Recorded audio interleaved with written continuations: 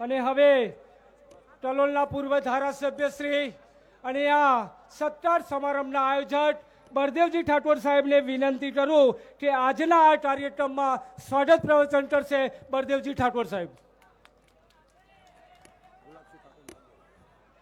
ગુલાબસિંહનું સ્વાગત પ્રમુખજી તમે કરી નાખો. બોલો ભારત માતા કી. પાટણની પવિત્ર ધરા ઉપર સમગ્ર ઉત્તર ગુજરાત ક્ષત્રિય ઠાકોર સમાજ તરફથી આપણા બનાસકાંઠાના સાંસદ જ્ઞાનીબેનનું સ્વાગત કરવા માટે આપ સૌ પધાર્યા છો. ત્યારે એ ઉપસ્થિત આપણા બંને સંત શિરોમણી દોલતરામ બાપુ, દાસ બાપુ, આપણા ગુજરાતના પ્રભારી મુકુલ વાસનિક સાહેબ, ગુજરાત પ્રદેશ કોંગ્રેસ સમિતિના પ્રમુખ માન્ય શક્તિસિંહ ગોહિલ સાહેબ, વિરોધ પક્ષના નેતા અમિતભાઈ ચાવડા સાહેબ, આપણા પૂર્વ સાંસદ અને પૂર્વ કોંગ્રેસ પ્રમુખ એવા જગદીશભાઈ ઠાકોર સાહેબ. નામ જાજા દેતો નથી. તમામ ધારાસભ્યશ્રીઓ, માજી ધારાસભ્યશ્રીઓ, તે જ આખું ઉભરી ગયું છે એવા તમામ સ્ટેજ ઉપર બેઠેલા સૌ આ વિસ્તારના સૌ આગેવાન શ્રીઓ, મોટી વિશાળ સંખ્યામાં ઉપસ્થિત મારા સમાજના સૌ વડીલો, મારા સમાજના સૌ યુવાનો, વાલી માતાના બહેનો તથા તમામ સમાજમાંથી અહીં પધારી જ્ઞાનીબાનના સ્વાગતમાં તમે મોટી સંખ્યામાં ઉપસ્થિત થયા છો. આપ સૌનું ખૂબ ખૂબ અભિનંદન આપું છું અને તમને હું આવકારું છું. શક્તિભાઈ ગોહિલ સાહેબ, આપને વિનંતી કરું છું કે આવનારી 2027ની ચૂંટણીમાં સમગ્ર ઉત્તર ગુજરાતના ક્ષત્રિય ઠાકોર સમાજ અને કોંગ્રેસના લોકોએ કમર ખસી છે. ત્યારે આપ સૌને વિનંતી કરું છું કે આવનાર તમારા વતીથી શક્તિસિંહ સાહેબને ખાતરી આપું ને, ઉત્તર ગુજરાત વતીથી ખાતરી કહેતા હોય તો આપું, ના કહેતા હોય તો ના આપું. પ્રમુખ સાહેબ, સમગ્ર ઉત્તર ગુજરાતની તમામ કોંગ્રેસ, તમામ સમાજો અને ખાસ કરીને ગુજરાતના ક્ષત્રિય ઠાકોર સમાજ જ્યારે કોંગ્રેસની સાથે છે ત્યારે આવનારી વિધાનસભાની ચૂંટણીમાં ભારતીય જનતા પાર્ટીને ઉખેડીને કોંગ્રેસને સત્તામાં જો બિહાર છે તો ઉત્તર ગુજરાતનો મહત્વનો ફાળો રહેશે. ઉત્તર ગુજરાતના ઠાકોરો વતીથી કહું છું. અભિનંદન આપીશ બનાસકાંઠાના તમામ સૌ મતદારોને અને આગેવાનોને.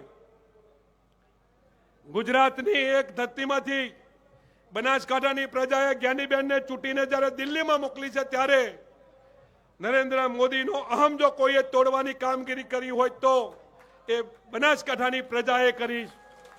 ત્યારે તમને જેટલા અભિનંદન આપું એટલા ઓછા છે. તમારું જેટલું સ્વાગત કરીએ એટલું ઓછું છે.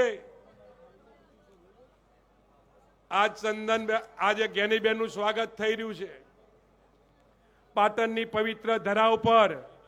અલ્યા થોડા મત માટે જો તમે રહી ના ગયા હોત ને તો આજ મારા ચંદનનું એ તમે સ્વાગત કરતા હોત.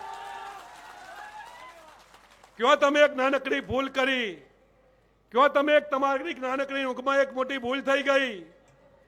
એ આજથી જ છાતી પર હાથ મૂકીને વિચારજો.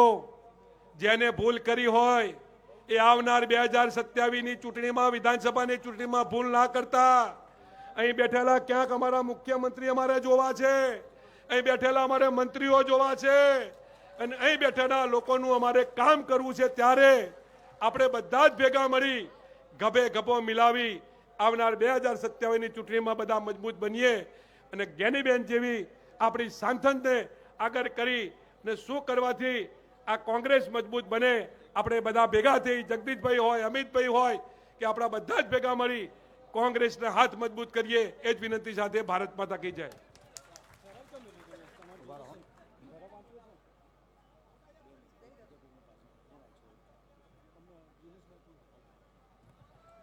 આજના કાર્યક્રમને આગળ ધપાવતા ચાણસ્માના ધારાસભ્ય શ્રી દિનેશભાઈ ઠાકોરને વિનંતી કરું કે આ બેનના સત્કાર સમારંભમાં આપણને પ્રાસંગિક ઉદ્બોધન કરે. દિનેશભાઈ ઠાકોર. જય સદારામ બાપા. આજના આપણા સાંસદ એવા જ્ઞાનીબેન ઠાકોરના સત્કાર સમારંભમાં ઉપસ્થિત ગુજરાત પ્રદેશ કોંગ્રેસ સમિતિના વંદનીય પ્રમુખ શક્તિસિંહજી ગોહિલ સાહેબ, આપણા સમગ્ર ગુજરાતના પ્રભારી એવા મુકુલ વાસનિક સાહેબ, આપણા ઉત્તર ઝોનના પ્રભારી એવા સુહાસિનીબેન, અને જેનું સન્માન થઈ રહ્યું છે એવા શ્રીમતી જ્ઞાનીબેન, અમારા CWCના મેમ્બર જગદીશભાઈ ઠાકોર સાહેબ, મંચસ્થ મહાનુભાવો, પાટણ, બનાસકાંઠા, સાબરકાંઠા અને મહેસાણામાંથી પધારેલ તમામ આગેવાનોનું ખૂબ હૃદયપૂર્વક સ્વાગત કરીએ છીએ. હું અભિનંદન આપીશ આજના આયોજક એવા બળદેવજી ઠાકોર, ચંદનજી ઠાકોર, આ બંને જે મહેનત કરી અને જે આટલી બધી જનમેદની ભેગી કરી એ બદલ એ બંનેને ખૂબ ખૂબ શુભેચ્છાઓ પાઠવું છું. અહીંયા અગાઉના આગેવાનોએ પણ કીધું હશે, એટલે આજના દિવસે તો ફક્ત હું જ્ઞાનીબેન ઠાકોરને ખૂબ ખૂબ શુભેચ્છાઓ આપું છું. અને હમણાં જ દેસાઈ સમાજ, માલધારી સમાજના આગેવાનોએ સન્માન કર્યું અને 12 આગેવાનોએ મને એક રજૂઆત કરી કે જ્ઞાનીબેન ઠાકોરે લોકસભાની અંદર જે ગાય માતાનો મુદ્દો ઉઠાવ્યો એવા આપણા શંકરાચાર્ય મુક્તેશ્વરજીની જે અહીંયાના જે પ્રમુખ છે એમને પણ રજૂઆત કરી કે ગાય માતાને રાષ્ટ્રીય કક્ષાનો દરજ્જો આપો અને ગાય માતાને રાષ્ટ્રીય દરજ્જામાં એમને જાહેર કરો, એવું જ્યારે જ્ઞાનીબેન કહેતા હોય ત્યારે એમની પણ માગણી છે. તો એ માલધારી આગેવાનોને પણ કહેવું છે કે જ્ઞાનીબેન પણ અમારી વાત કરે. જય હિન્દ. આભાર દિનેશભાઈ ઠાકોર સાહેબ આપશ્રીનો. અને હવે આજના આ કાર્યક્રમને આગળ ધપાવતા જ્યારે અહીંયા પાટણના પ્રગતિ મેદાને જ્ઞાનીબેન ઠાકોરના સત્કાર સમારંભ માટે ઉપસ્થિત થયા હોય ત્યારે ઓબીસીની પણ થોડી વાત હોવી જોઈએ. તો હું ચંદનસિંહ ઠાકોરને વિનંતી કરું કે આજે આ ઠરાવનું વાંચન કરશે. આ ઠરાવનું વાંચન કર્યા પછી બળદેવજી ઠાકોરને વિનંતી કરું કે તેઓ તેને ટેકો આપશે. બોલો ક્ષત્રિય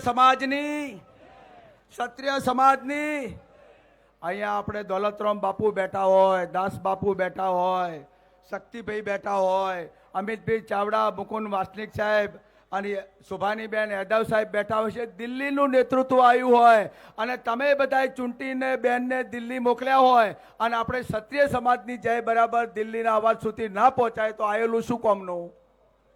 બરાબર ને? બોલો ક્ષત્રિય સમાજની, સદારામ બાપુની, દોલતરામ બાપુની.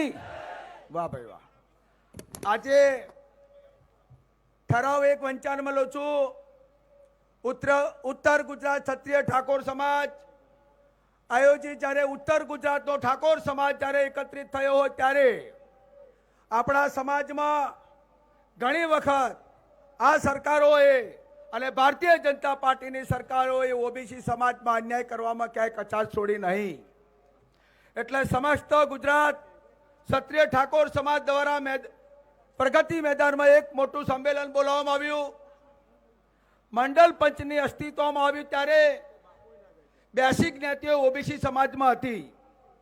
તેના 52% વસ્તી અંદાજોમાં આવી હતી અને 27% અનામત 1993 ગુજરાત સરકારમાં ઇન્દિરા શાહની વર્ષ ભારત સરકાર ચુકાદામાં સુપ્રીમ કોર્ટ દ્વારા એક રાજ્યોને કાયમી ધોરણે પંચ નિમવાનો આદેશ કર્યો હતો અને ચોક્કસ માપદંડોના આધારે ઓબીસી સમાજમાં નવી જાતિ ઉમેરાયેલા માપદંડો પરિપૂર્ણ ન કરતી હોય તેવી જાતિઓને બાદ કરવી અને ગુજરાત સરકારે 85માંથી નવી 64 જ્ઞાતિઓ ઉમેરી અને ટોટલી 146 જ્ઞાતિઓને સમાવેશ કરવામાં આવ્યો હતો.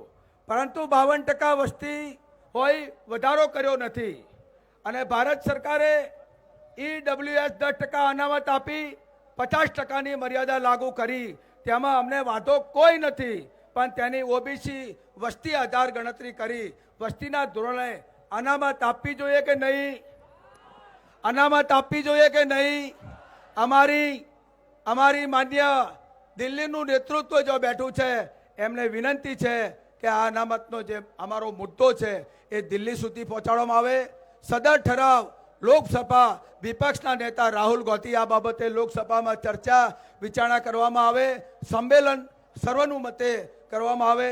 રોહિણી પંચનો જે અહેવાલ આવ્યો એને સરકારને વિનંતી કરો કે રોહિણી પંચના અહેવાલને પ્રજા સમક્ષ મૂકવામાં આવે.